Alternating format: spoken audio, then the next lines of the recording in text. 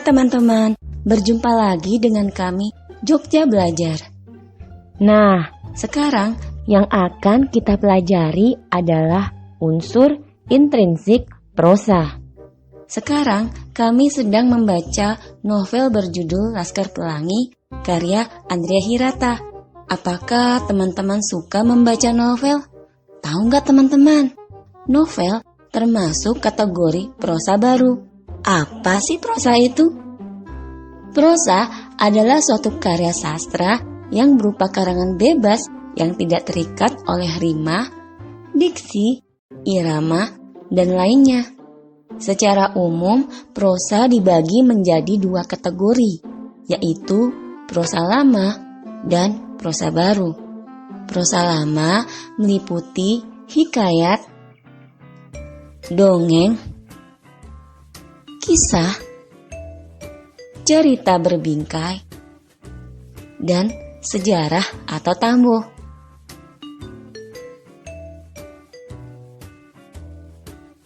Prosa baru meliputi novel, cerpen, roman,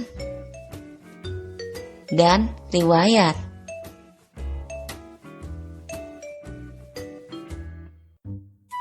Prosa memiliki dua unsur, yaitu unsur intrinsik dan ekstrinsik. Unsur intrinsik atau unsur dalam adalah unsur-unsur yang membangun karya sastra itu sendiri. Unsur intrinsik prosa terdiri atas tema, tokoh, penokohan, alur, latar atau setting, sudut pandang, dan amanat. Sedangkan unsur ekstrinsik atau unsur luar adalah faktor luar yang melatar belakangi penciptaan karya sastra, seperti latar belakang tempat tinggal, sosial budaya, agama, dan pendidikan pengarang. Dengan membaca novel Laskar Pelangi, kami akan belajar bagaimana cara menentukan unsur intrinsiknya. Apakah teman-teman pernah membaca novel ini? Seperti apa ya caranya? Perhatikan. Unsur pertama yaitu tema. Tema adalah masalah atau persoalan yang menjadi bahan karangan. Perhatikan kutipan novel Laskar Pelangi berikut ini. Anehnya, justru peristiwa terjatuh, terhempas, dan terguling-guling yang mencederai, lalu disusul dengan tertawa keras, saling mengejek. Itulah yang kami anggap sebagai daya tarik terbesar permainan pelapah pinang. Dari kutipan novel ini bertemakan apa ya teman-teman? Apakah bertemakan perkelahian, kesehatan, atau persahabatan? Apa kalian sudah menemukan jawabannya? Ya, betul. Bertemakan persahabatan. Unsur kedua adalah tokoh. Tokoh merupakan pelaku dalam cerita yang mengambil peran dalam setiap peristiwa. Pada novel ini ada tokoh aku sebagai Ikal yang merupakan anak pintar yang sangat menyukai sastra. Dalam kesehariannya, ia senang menulis puisi.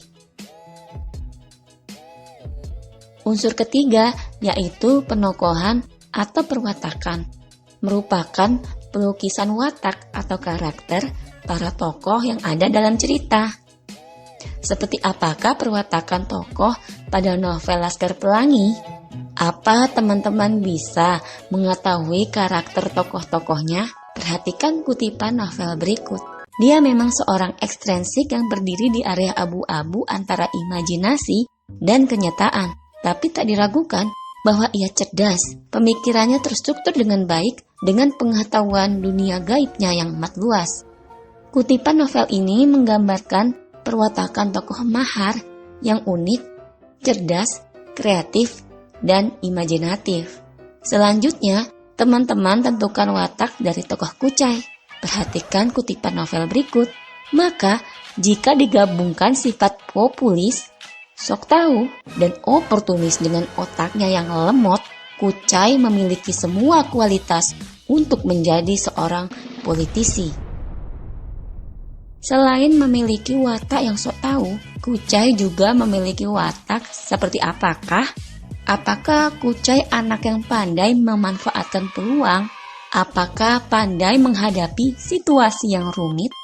Atau pandai beradaptasi? Jawaban yang tepat apa ya teman-teman? Ya betul, pada kutipan ada kata oportunis yang juga bisa disebut dengan pandai memanfaatkan peluang. Perlu teman-teman ketahui bahwa penokohan ada 3 macam, yaitu protagonis, antagonis, tritagonis. Protagonis adalah tokoh utama, antagonis adalah lawan dari tokoh protagonis.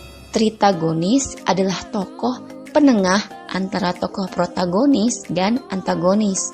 Unsur keempat yaitu alur atau plot. Alur atau plot adalah urutan atau kronologis peristiwa dalam suatu cerita. Alur pada prosa ada 3 macam, yaitu alur maju, mundur, dan campuran. Bagaimana dengan plot novel Laskar Pelangi? Novel ini menggunakan alur maju karena penulis menceritakan kejadian dari awal hingga akhir. Unsur kelima atau latar setting adalah lingkungan terjadinya suatu peristiwa dalam cerita.